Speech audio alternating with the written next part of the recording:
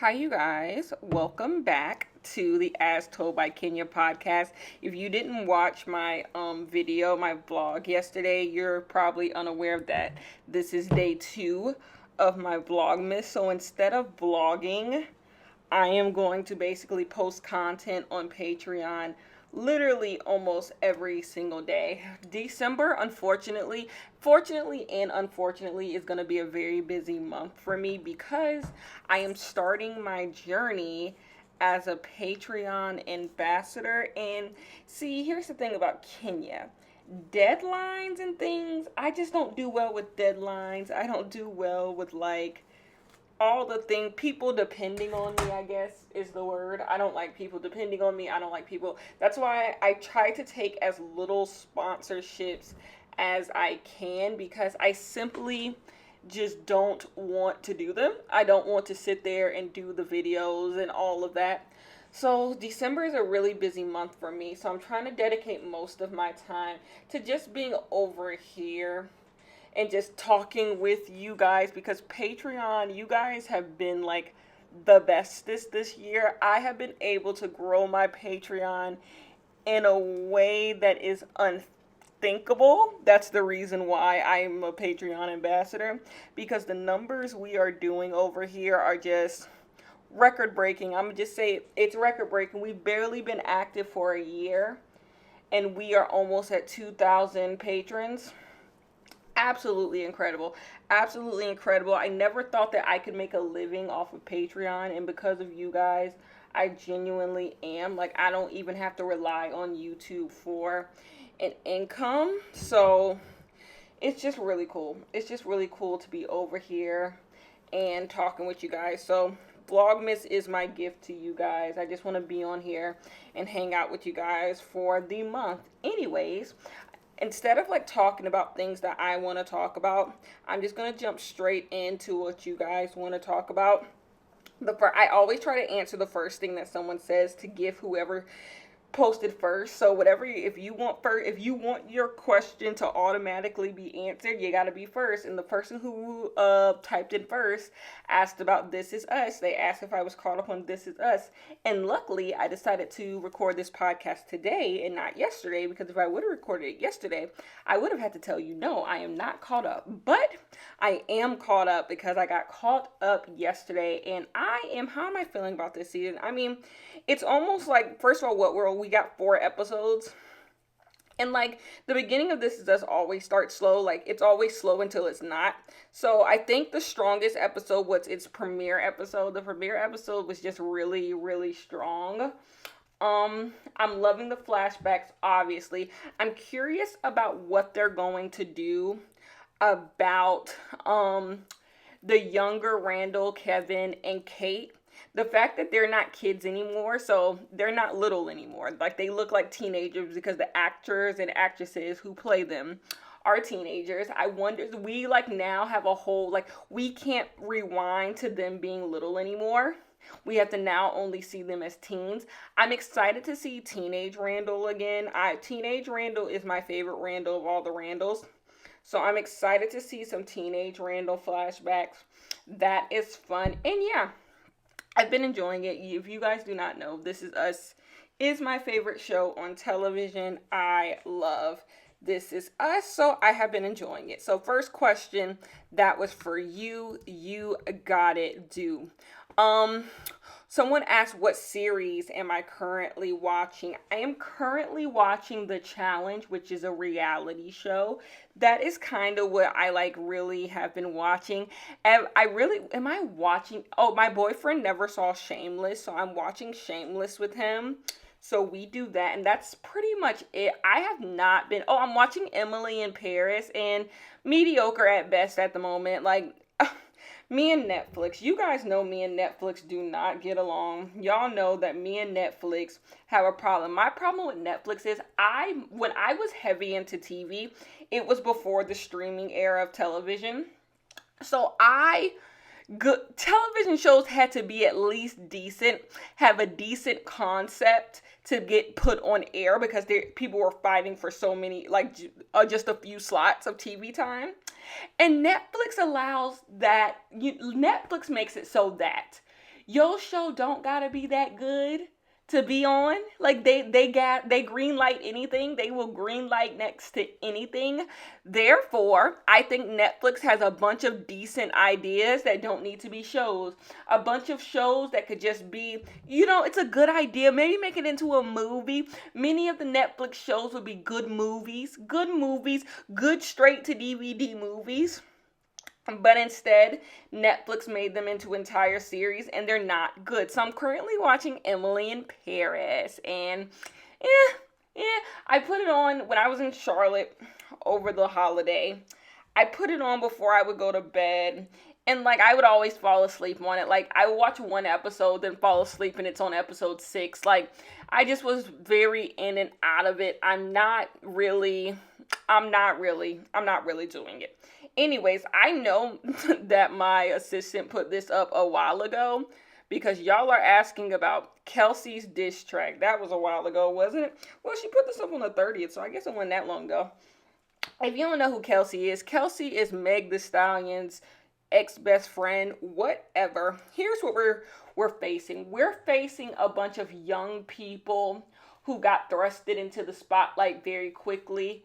And if Kelsey wanted to be a rapper, that's all she had to say. That's how I feel. If Kelsey wanted to be a rapper this whole time, that's all she has to say. It's actually kind of scary the way Meg Thee Stallion keeps a bunch of friends. Like, that's her thing, right? She got a bunch of friends. Meg Thee Stallion don't like to be alone. You can tell that Meg Thee Stallion is just not the person who likes to be alone. Like, I think very rarely is Meg Thee Stallion in a room by herself. She don't like doing that. She likes to be a social butterfly. Kelsey was straight up jealous of Meg Thee Stallion the entire time. The entire time she was jealous of Meg Thee Stallion, and she just needs to admit it. Why did she ever think this was going to be a good look? Let me tell you a little something. When you make a diss track that just sounds bitter, you're always going to be seen as bitter. It doesn't matter if Meg Thee Stallion did something wrong to Kelsey. You just sound bitter. When you're not meeting somebody when someone's not meeting you with the same energy that you are giving them, you just look bitter. Kelsey looks bitter. She can't rap. She just looks angry. She just looks angry. She looks like she's hitting a horse while it's down, no pun intended. Meg's down. Like, Meg's been going through a lot and you just look like you're trying to jump on. Like, this wasn't going to end good for you. You would have gotten more respect if you would have just been like, I wish Meg nothing but the best, and then started your little rap career. Like, doing the whole you was with Tory Lanez first of all, I just want women to progress past the need for men to give women some sort of freedom or validation. Someone asked about Lori Harvey next, and I'm going to make that same point when I discuss Lori Harvey. But yeah, like, who cares if you had we fighting over Tory Lanez? It is a cold day in hell when I will be over here fighting over Tory Lanez. Like, it's just never gonna happen. Tory Lanez is never gonna be a prize. This is before he shot Megan. This is after he shot Megan. He will never be a prize. Like, y'all might have thought he was cute, but no one else did. Y'all were the only two people in America who thought Tory Lanez was cute. I promise you. So to be sitting here, I had Tory Lanez first, and like, what is that supposed to gain you? What exactly do you think that gains you with us? Absolutely nothing, but stupid. Just playing stupid games, but they're young. Like, this is like, if people are like, Meg can't keep a friend, I am young, and I've been to college. I've been around people Meg's age and everything. I am Meg's age and stuff. People fall out. Like, that's just the tea of it all. People fall out, and people fall out over dumb things, just like how this is really, really dumb. Like, that is just what people do who are their age. They fall out over stupid, dumb things, and they'll look back on it when they're like 3-4 years from now and won't be friends anymore, but will be like, wow, that was so stupid to fall out over, and then they'll get over it. It was stupid. She shouldn't have made a diss track. She didn't gain anything from the diss track, and it's just like, girl, no one cares. Like, you're jealous of your own best friend, which isn't. Here's the thing. If Meg Thee Stallion was your friend and she blew up, wouldn't you be kind of jealous? Like, jealous is not always a bad thing or an irrational thing, right?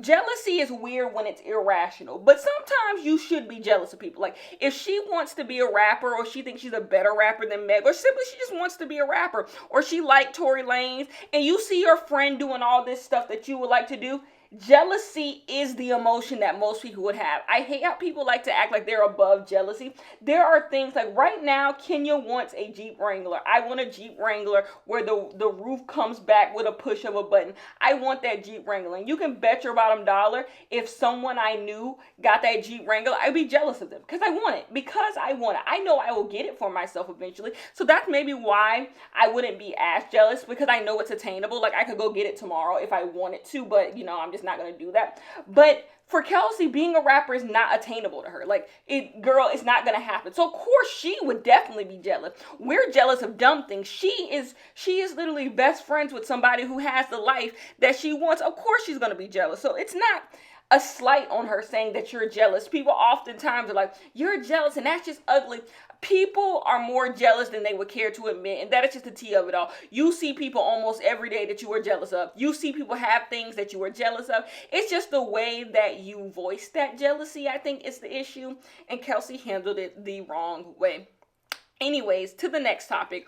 Lori Harvey. I don't understand why the Lori Harvey discourse is interesting. I don't get it. I do not get it. I don't understand why either side is so heavily invested. Lori Harvey did not create serial dating. Lori Harvey is a serial dater the same way a lot of people who have access to money and are pretty are serial daters. I do want to point out, I think Lori Harvey is absolutely gorgeous. I think the people who try to undermine Lori Harvey's beauty are, number one, a little anti-black, and two, once again, where's that word? Jealous. Lori Harvey is absolutely gorgeous, and there's not a person, I think, on this earth that would not date Lori Harvey. Like, even the ones who have or who are in relationships with people. Lori Harvey is absolutely gorgeous. Like, she is just a beautiful woman.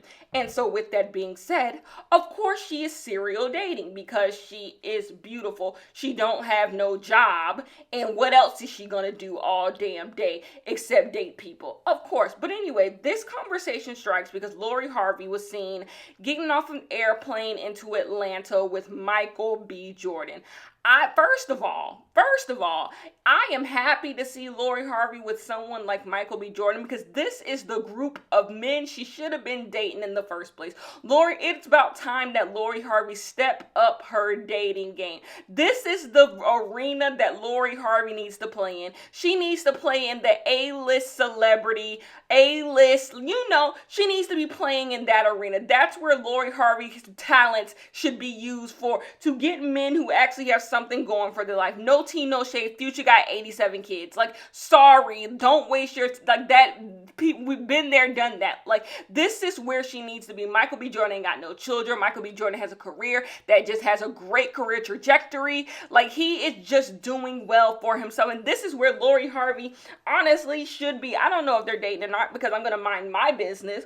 But if they are, this is where she should have been playing at all along. So it's nice to see that. But you want me, I'm sure, person who asked the question, let's see what your name was, Katora Thomas, hope I pronounced that right.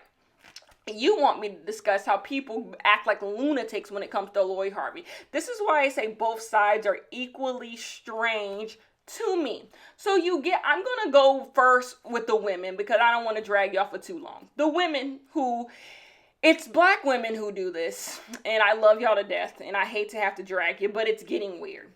Black women see Lori Harvey dating men, and they immediately jump to Lori Harvey is this freedom fighter who is setting women free and all.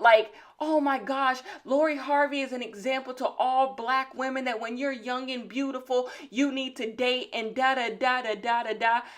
I find that quite bizarre, and could be me speaking on my social circle or my upbringing. Every black woman I know date. Every black woman I know who's not in a relationship is a serial dater. I don't think it's uncommon to do what Lori Harvey is doing.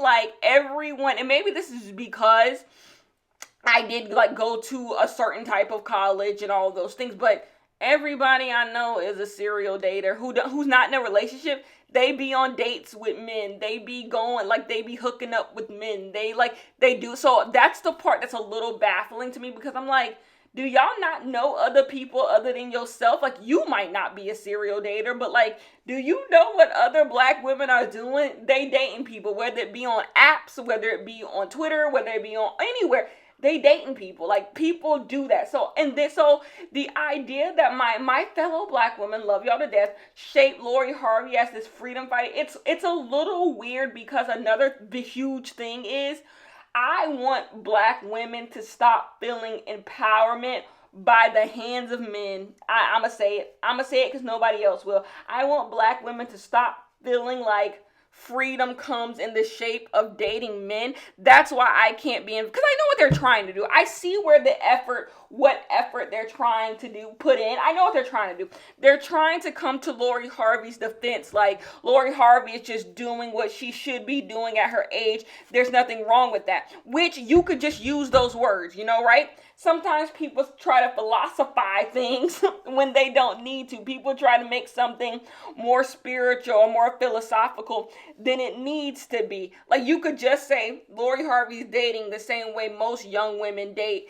and there's nothing wrong with young women wanting to date. That's literally what my take on it is. Lori Harvey is dating like most young women date, and that is perfectly fine. Mind your business. That's the bigger part. Mind your business. But instead, they turn her into, Lori Harvey is this person of freedom, and black women should all move like Lori Harvey, and Lori Harvey is showing that black women, you never need to settle. And it's just like, you're doing a lot. Like, you're doing a lot, because I can't endorse an idea that says that black women get some type of freedom by dating men. You think I'm going to sit up here and endorse an idea that says that black women live more of a free life the more contact they have with men? Like, that don't make no, life is not better the more men you date. I refuse to believe that the more you come in contact with men, the better your life is. Refuse,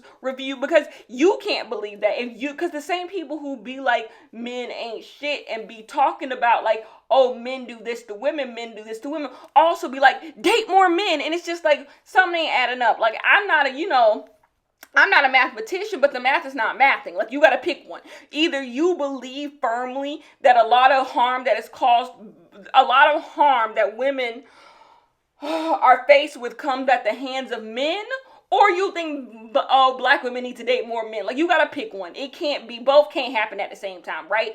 And I think we should just allow women to do whatever they want. And that just ends in minding our own business. If you want to date a bunch of men, you should be allowed to date a bunch of men, and people should leave Lori Harvey alone. If you don't want to date a bunch of men, that is also fine. But I can't, endorse an idea that black women will see some type of freedom the more men that they date. No, I believe black women will see freedom when they are freed, when they are freed from the idea that men give them validity being with men. Because a huge part of this, we can act obtuse if we want, is the idea that Lori Harvey is seen as desirable. Seeing Lori Harvey with all these men who have money, make you you could tell that Lori Harvey is desirable. And the big part of why you believe you should be moving like Lori Harvey is moving is because you want to be seen as desirable. And we know how black women often in media, in life, aren't seen as desirable. They're not seen as dateable. They're not seen as attractive. So seeing Lori Harvey, a black woman,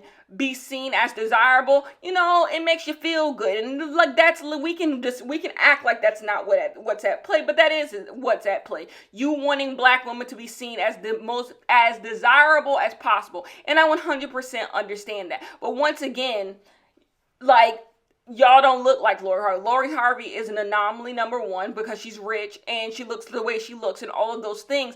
Therefore, it's better to just divest from the idea that desirability of women come from the validation of men. Boom, that's the thesis.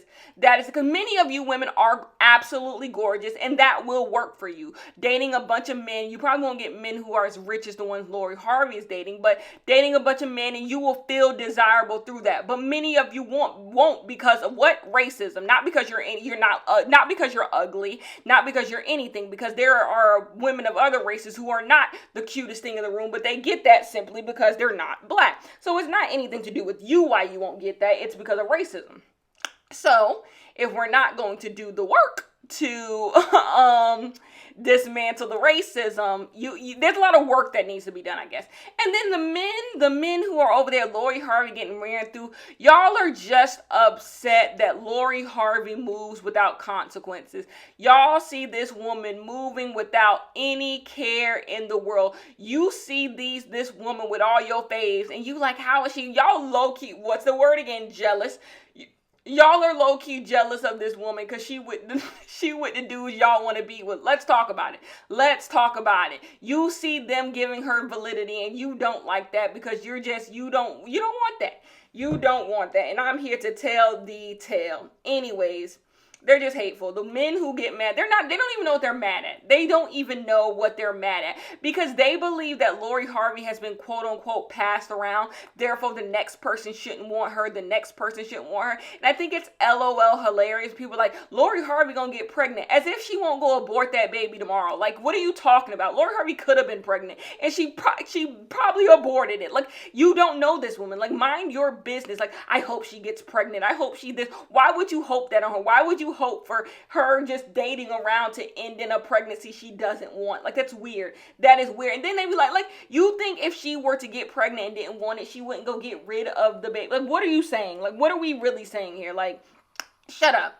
Anyway, y'all want me to talk about Kevin Hart and his foolishness. Let's talk about Clubhouse real quick. I have been personally invited to join Clubhouse several times. I don't even want to be on Twitter, so why would I be on a Clubhouse? Like, that don't make no sense to me. I privy that a lot of people don't know their own power.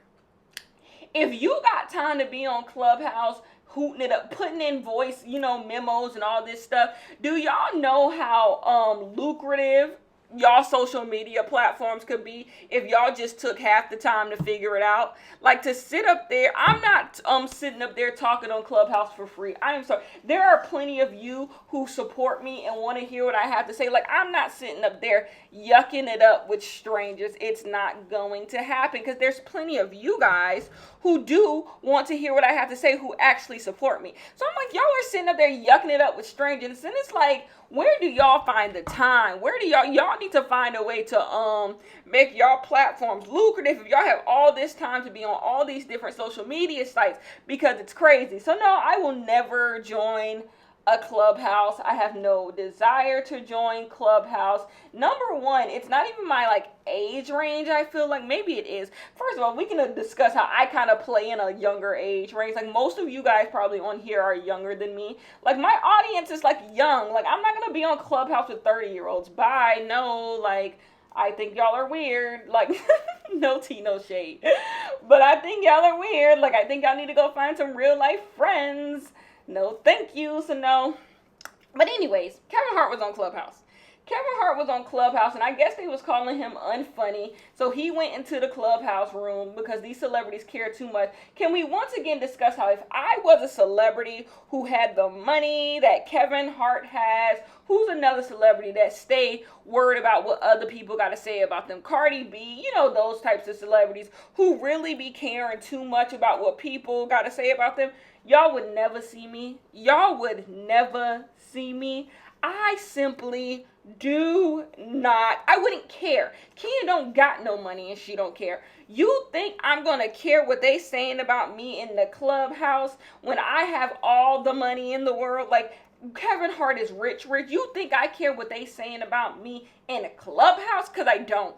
Because I simply don't. But a lot of people, I've noticed, a lot of people don't have identities outside of being Kevin Hart or outside of being whatever their name is. Like, they're like them as a celebrity. They don't have a life outside of that. So there's nowhere to escape to, because there's no way I would have millions of dollars and be on social media, because there is a life that I really like, my real life, that I could use that money and just live a great life. Like, that has nothing to do with any of these people I do not know. Like, why would I would go live my life that has nothing to do with any of you So why, I don't care what you have to say, because it does not matter. It simply does not matter to my real life, because I already have enough money to where your opinion of me simply does not need to matter.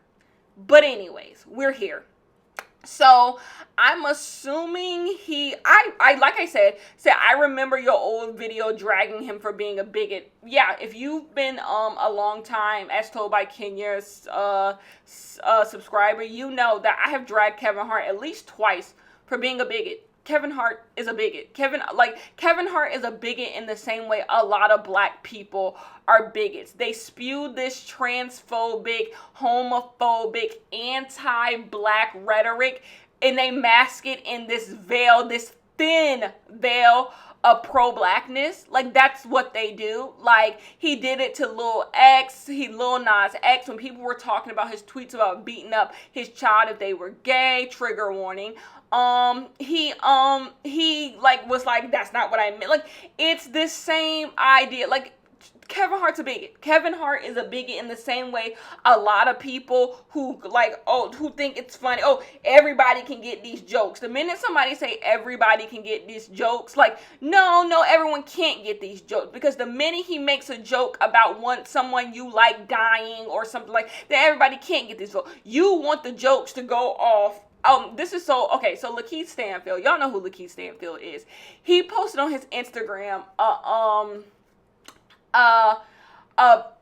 magazine interview who tried to frame Lakeith as homophobic, which I don't think it takes much work to do that, but they tried to frame him as homophobic. They like misquoted him or tried to use a quote out of context to frame him as homophobic. You know, they tried to get the Twitter sphere talking. You know how a lot of magazines do these days. They tried to do one of those. And so Lakeith was like, oh, I see y'all misquoting me for clicks, but he said what you don't even realize is, like, most of the people in my community are bigots. So, like, whatever you're trying to do is not even going to work. People will just like me more because most of the black people are bigots. And he's 100% correct. Like, me calling Kevin Hart a bigot will not do anything against Kevin Hart's career. Same thing with Dave Chappelle. The people who like them because they are bigoted. They agree with the quote-unquote jokes, you know?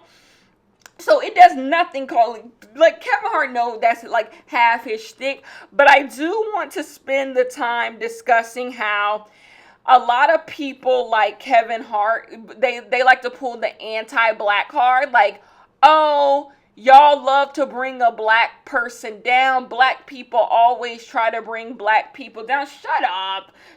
That is the laziest form. Like, it's so lazy. It is so easy to just say someone's trying to bring you down. That it's so easy. It's so easy when you're getting hit with all these bullets to say, everyone's just trying to bring me down. Everyone's just trying to bring me down. They don't understand. They don't understand what I'm going through. They just trying to bring me down. Instead of like looking back and being like, what are these people really trying to say? What have I lost touch with the people who brought me up? Am I a little bigoted? Do I have some biases? Am I prejudiced? Am I all of these things? And a huge one, am I anti-black? Like, really ask yourself, am I anti-black? But instead of doing that, he would rather deflect and lie. He would rather deflect and lie and be like, and then I heard that he brought up Bill Cosby. Number one, we're going to have a real conversation about how a lot of people don't want to see Bill Cosby or R. Kelly in jail. A lot of black people are still upset about Bill Cosby being in jail. They fully believe that there was some like black people tried to bring down Bill Cosby. I hope that it was black people who tried to bring down Bill Cosby, because wouldn't it be great to know that the black community holds predators accountable? Wouldn't that be a great thing to be able to say, that we as a community hold predators accountable? Like, wouldn't that be amazing? But we know that that's not true, right? So You're upset that Bill Cosby went to jail because you think one day you could be held accountable. There's this idea that a part of black people supporting black people is you're not supposed to call out when black people are doing wrong. Like specifically black men. Because do y'all remember when one of the Wayans brothers said that he didn't hire Tiffany Haddish, or he fired Tiffany Haddish because she was doing too much on set? No one came to Tiffany Haddish's defense. When people come at black women, Monique, when people try to come at black women and tell black women they're difficult and all these things, and they get blackballed from the industry, there's never an outpour to keep them in. There's never this outpour to help them out. It never comes. It never comes, because at the end of the day, what they're trying to do is help black men. That is the future that they see. They see a future where black men get to move throughout the industry any way they want. Let's take a Dave Chappelle. So we know that Dave Chappelle was upset because he doesn't have any creative license over the Dave Chappelle show. So he didn't like that HBO and Netflix were doing stuff with the Dave Chappelle show. He wasn't seeing a penny for it. And so he comes out and he says, I got screwed over in the Dave Chappelle deal, the Dave Chappelle show deal, and I don't want this to be on Netflix. Like, if you support me, don't stream the Dave Chappelle show, because I'm not making any money. But didn't Monique come out and say how these people are moving in the industry? And she got so many questions. She got bombarded with questions. She got bombarded with people questioning her intention. Like, talk about black people not uplifting black people. Like, we have clear examples of black people not uplifting black women. Let's look at what happened to Meg Thee Stallion.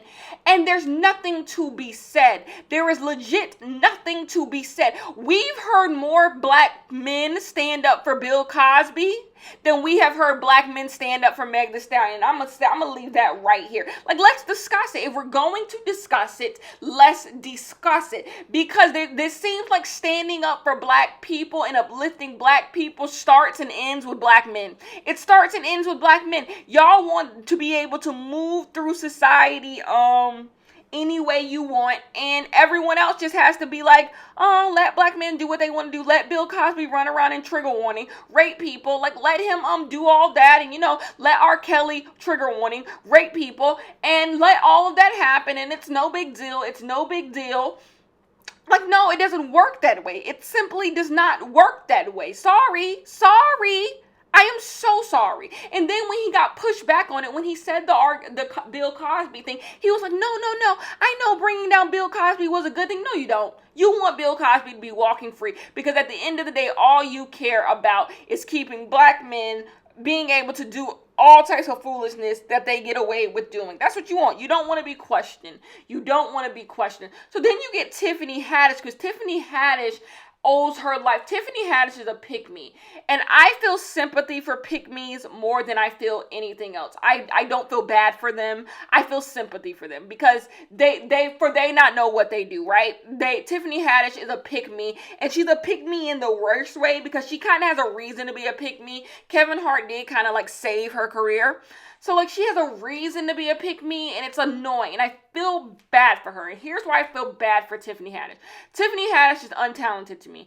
I do not think Tiffany Haddish is funny. I don't see the appeal of Tiffany Haddish. But with that said, I want Tiffany Haddish to continue to get every movie role that she gets, every stand-up comedy special that she gets. I want her to continue to get all of those things, because there are so many unfunny people, Kevin Hart included, who get the world, right? Who get the world. So why can't Tiffany Haddish? Why can't Kevin Hart? So if black people being unfunny and getting things does not bother me, because like white people have been unfunny forever and gotten the world, so whatever. So when people go out of their way to call Tiffany Haddish unfunny and all of these things, I'm like, okay, whatever. Tiffany Haddish gets way more ridiculed than she deserves, simply because she's a black woman. And I oftentimes find black women being a huge part of it. So like I said, a lot of black women have to, even myself included, we have to look at ourselves in the mirror and see how harsh we are to other black women. See how harsh we are to other black women, because we know people are harsh on us. Like we internalize a lot of the things that happen to us and project them onto other black women. And I think that happens a lot of the time with Tiffany Haddish. It's the same reason why a lot of black women didn't support Monique. Like you internalize that people say black women are hard to work with, or black women are loud, black women are this. And so when you see someone like Monique saying that I wasn't hard to work with, they just didn't like me, they just simply did not like me, you don't believe them because you've internalized what people have said about you. And so you believe, no, you probably were hard to work with. All black women are hard to work. You get what I'm saying? So anyways, I feel bad for Tiffany Haddish, and for that reason, I don't have a lot of smoke for Tiffany Haddish, because I feel bad for Tiffany Haddish. Tiffany Haddish is a pick-me who believes she owes her entire career to black men who accepted her and let her in, Kevin Hart being one of them. So it's not surprising to me to see Tiffany Haddish. Like I said, the reason why black men like Kevin Hart are able to move the way that they move is because there's always a Tiffany Haddish, a gang of Tiffany Haddishes waiting to defend black men, to defend black men on their foolishness. So, par for the course, Tiffany Haddish has kind of always been this way. Like, what can you do, right? What can you simply do? I'm sorry, y'all. Somebody said, what's my favorite classic literature novel? Would you recommend doing an English degree? Here's, I can answer both of those. My favorite classic novel is, The Great Gatsby. The Great Gatsby is one of, my favorite books ever, so that's easy. And, do I recommend getting an English degree? Here's the thing. My English degree was very easy. When it comes to, majors, my English degree was very, very easy. It was easy to get. It was easy to do, because I enjoyed it. There were classes I didn't enjoy. I'm not even gonna lie, but overall, it was a very easy degree because I love reading. I love reading. I love doing the reading. I love coming to class and talking about the books. So I think, at least at my school, I think being an English major, everyone who's an English major at my school had a different experience, because there's so many English classes you could take. There's so many English classes about so many different things. If you want to be a writer, you could load up your schedule with a bunch of writing classes. Kenya does not want to, I don't love writing. So I'm not going to say I don't want to be a writer, because I think I could write a really good book, but I don't want to take a bunch of writing classes. So that wasn't my English experience. I love to read books. I love American literature. I love women's literature. So that's what I really focused on. But I would 100% recommend it. I enjoyed my time. A lot of people don't know this, but I was a political science major for my first full year. And I changed it up. And I became an English major, and it was the best decision I ever made. So I do recommend it. If you like to read books, specifically not the fun books, you're not going to read rom-coms, or you're not going to read contemporary. You'll read contemporary novels, but you're not going to read contemporary novels about hey, boy falls in love with girl. But you will read those, but you'll read those in a you'll read it in a literature way. You're not going to read y'all get what I'm saying. You're not going to, because there are regular novels that happen, regular things happen, but you're going to break it down. I don't know what I'm trying to say. All I know is I enjoyed mine, and I think I would recommend it if you really do like reading, if you really do like books, and you really enjoy the art of writing a good book. What is your favorite food delivery service? Uber Eats? The Gossip Girl reboot. I don't like the original Gossip Girl. I stand alone in this. I know I do. I stand alone in this. I don't like original Gossip Girl. If you've noticed, I've never had any hot takes on the timeline about Gossip Girl. I remember I watched Gossip Girl, my junior year of high school, maybe even my sophomore year of high. I remember it was when Netflix first came out. Not first came out, because we remember when Netflix was, you send the movies in, I'm showing my age here, but when you used to send the movies in, they would send them back. That was original Netflix. But when Netflix originally became a streaming service, I remember, and that's Gossip Girl is one of the first things I watched on Netflix, and I didn't like it that much. Like, sorry. I don't have any opinion. I don't have Gossip Girl opinions. Like, everyone annoyed me. Everyone was white, which I watch white shows. Y'all know I love One Tree Hill. I love Gilmore Girls. I love Younger. I love Shameless. I love Dexter. I love shows with a bunch of white people. I can do shows with a bunch of white people, but Gossip Girl just didn't do it for me, quite honestly. Like, it just didn't do it for me. So I really don't have, I have no opinions on the new one. What books are you reading right now? I'm reading The Proposal right now. It's this it's this contemporary book. Someone wants me to talk about Summer Walker, and I'm not going to talk about Summer Walker in the way you want me to talk about Summer Walker. You want me to drag Summer Walker. Here's the thing. I try to be consistent in my politics, and nowhere in my politics does it say that I can drag a pregnant black woman. I know Summer Walker ain't shit. Summer Walker ain't shit. Summer Walker moves terribly. So I have all types of critiques of Summer Walker. I don't even listen to Summer Walker music. So this is not even coming from, I'm a stan of Summer Walker. I have never intentionally listened to a Summer Walker song in my life. So can't even say that. Can't even say that's a thing, because it's not a thing. Never listened to a Summer Walker song in my life.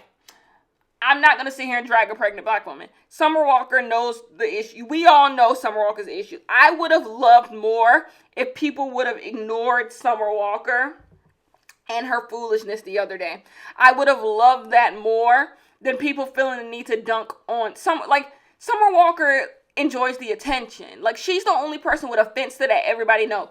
Everybody can access her Finsta. Like, she likes the attention. And more so than that, she is pregnant. And you know what? This is just not the time. It's too easy. Like, when the dunk is too easy, like, what do you gain from it? Like, I could easily come in here and tell Summer Walker about herself, but for what? Like, for what? Like, she know London on the Track ain't shit. Like, she knows that. But, like, I don't gain nothing. She don't gain nothing. And at the end of the day, she's a pregnant black woman. And y'all can't be sitting here. I want pregnant black women to have healthy pregnancies. But y'all bringing nothing but turmoil and hell into her life. Like, this should already show you what she's going through with London on the Track. Should already show you that, this ain't going to be the most smooth pregnancy ever. Like, she's going through stuff with her baby daddy. And if you want Summer Walker to hurt or feel pain, y'all, that is gag enough for you. Is that not enough for you? Is that not enough? I'm sorry. I always got to do the most. But no, I don't have any opinions. I'm going to live and let live on this one. I'm going to let Summer Walker have it. Okay. Y'all want me to talk about that black restaurant? Child, here's the thing. Here's my opinion. I'm sticking to it. Number one, this place was no one's upscale. It's so funny. Social media is so funny because people have such this weird obsession with luxury and class and upscale. Y'all look like bozos. The luxury obsessed bozos, like, miss me with it. Like, you are struggling to make ends meet like everyone else is struggling to make ends meet. Talking about, I live in luxury, vacation me please, Birkin me. Shut up. I don't split bills. I don't do. Shut up. Like, who are you lying to? I can pull the statistics. Tell me where you live. Tell me where you live, and I'm going to pull the statistics of people who live in your community, and I'm going to tell you exactly what's going on in your household. Like, you're like, who are you fooling? You're not fooling me. Like, the weird obsession on Twitter where everyone's rich. Everyone rich. Everybody ain't splitting bills. Everybody's getting flown out. Everyone's doing this, but y'all still be on Twitter all damn day. Something ain't adding up. Something's not adding up to Kenya. Like, something's not adding up. You can't be on Twitter all day and be getting flown out. When are you vacationing? When does the vacation start? When do the upscale restaurants begin? Where? When you're here 24/7, Anyways, I say that to say, the upscale restaurant in Dallas who kicked those girls out for twerking on the table. You are well within your rights. If someone comes into your house, my home is not an upscale home, and you are not gonna stand on my couch and twerk on nothing. It's just not happening in my home, and it is nobody's upscale. Okay, got my couch from Rooms to Go, and you will not be twerking on my couch. It's just not going to happen. But here's the thing. I also for you to get on my couch, I would have to invite you in, right? And that restaurant invited you in by being a restaurant and you're a paying customer. There is a way for me to ask you to not twerk on my couch. There is a way for me to ask you to do that. There is a way for me to ask you to do it without getting classist, without getting anti-black, without stepping out of character, without cursing at people. There is a way to do everything. And you guys already know respectability politics make me itch. And the rant that the man went on was just like riddled in respectability politics.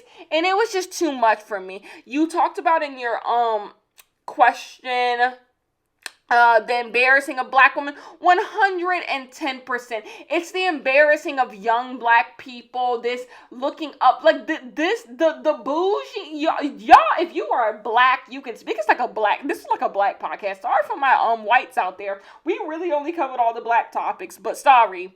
For all my y'all black people, y'all know those black people who are just obsessed with being bougie, even though they live in credit card to credit card, home to home, post to pillar, but they're obsessed with like upholding this bouginess, this I'm better than you. They're the people who consider themselves like black Republicans. Like they just think they're just so uppity and like, you know, those black people, but they ain't got 2 pennies to scrub to get, like, you know, like something ain't right in the household, but they just love this air of like with their Louis Vuitton, like that they like, come on, y'all know those black people. You know, who are like hoity-toity, like, I promise my mom I'd never be like the rest of you niggers, like, those people, just elitist and classist, but when you call them out on them, they try to gaslight you and make you think,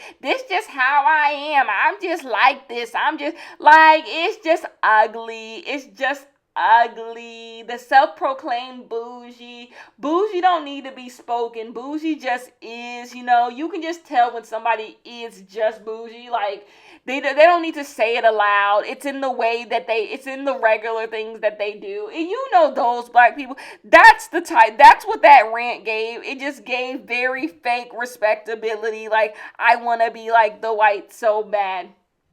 Anyways, just ugly. That's ugly. Someone said talk about J-Lo copying Beyonce's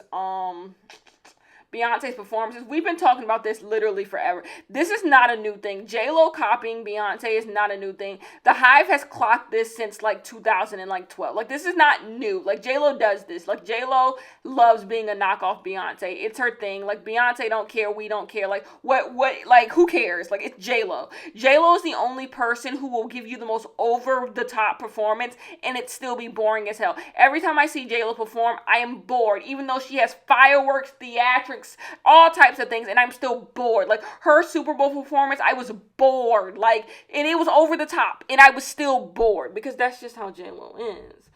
Someone asked my thoughts on Snowy Escape. I do not buy, Snowy Escape. I don't buy Sims expansion packs at full price, because all they do is break your game and leave you with disappointment. And honestly, I've yet to see the thrill of Snowy Escape, so I'm just not, like someone just said the misogyny. Yeah, it was just pure misogyny. The whole Dallas brunch thing. Just a mess. Like, people dance at brunch. And like I said, you have every right to not want people to dance on your furniture. Say it politely. Like, you don't have to be that type of person. Like, it just got real classy, real misogynistic, like, quickly. Anyways, I'm going to stop here because this has been going on longer than I even intended it to. Actually, I can do one more. Why not? Let me see. Someone said, what's my favorite thing to do after a long day? Eat applesauce and watch a good television show. Okay, the Lil Nas X question. So I read this earlier when I was like looking through like what the questions were and stuff. The Lil Nas X question. Do I think Lil Nas X career trajectory is different now that he's come out as gay? Let me tell you what I've noticed. When Lil Nas X came out with Old Town Road, there was a huge influx of black men who were on Lil Nas X side. They were on Lil Nas X side. They were like, yeah, he's going against the industry. He's this, he's that. We got a black man atop of the country charts. Like, it's country. Like, they were going hard for Lil Nas X. That same hardness is not there. Now, I'm going to throw them some bill. It could just be because Lil Nas X has seen success that they are no longer, like, excited. That could be 100% it. Like, you know, 1 minute you're hot, next minute you're not. So you could just blame it on Lil Nas X not being hot. But I'd rather blame it on the fact that 100% they lost interest in Lil Nas X because he was gay. Because he came out, they feel like they can't relate to him anymore. They feel like he's not one of them anymore. And they lost interest. Like, of course it's coded homophobia. We know 100% why they don't care anymore. Like how they were bigging him up. Like they were bigging him up. And now they're not. We know 100, but Lil Nas X will be okay. Lil Nas X has a huge machine behind him. Is that me trying to say Lil Nas X is an industry plant? No, I don't think Lil Nas X is an industry plant. But I do think, just like Cardi B, he has a huge machine behind him now, where his decisions are not even his decisions anymore. Like, he can't fail. Like, at his record label, he is the number one guy. They want him to succeed at all costs, and they will put anything behind him to get him to succeed. But I think 100% you were onto that. Yeah. A lot of people, like, they can act like they weren't the main ones bigging him up when he came out, but you know your excitement for him 100% faded the minute you heard he was gay. Y'all not low. But anyways, that's where I am gonna stop. Someone asked a question about when was a time I was a bad friend. Well, luckily for you, I have 2 story times planned out for this Vlogmas. I could do more, but I'll do a story time about times that I was a bad friend, because there are times. Kenya is not always the best friend in the world. I don't have many friends, not because I'm a bad friend. I choose not to have friends, but there's times. So I'm going to do a story time on that. And then I'm going to do a story time. How was it being a black girl going to a predominantly white institution? So those are 2 videos that you guys will get during Vlogmas. I'm excited. And yeah, you hear me in the next one. Bye.